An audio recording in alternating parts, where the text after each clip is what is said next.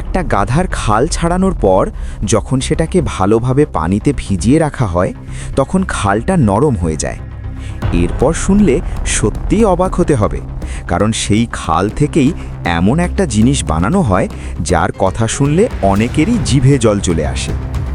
খালের লোম পরিষ্কার করে নেওয়ার পর বাড়তি চর্বি ভালোভাবে ঘষে ঘষে তুলে ফেলা হয়।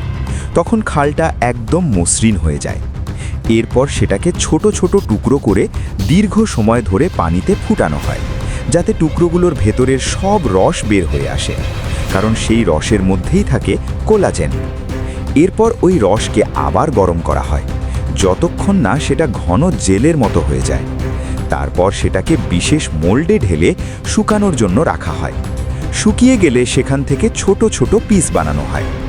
এই জিনিসটাই প্রায় 2000 বছর পুরনো একটি সাপ্লিমেন্ট, যেটা খাওয়ার সঙ্গে সঙ্গেই শরীর জুড়ে শক্তি ছড়িয়ে পড়ে।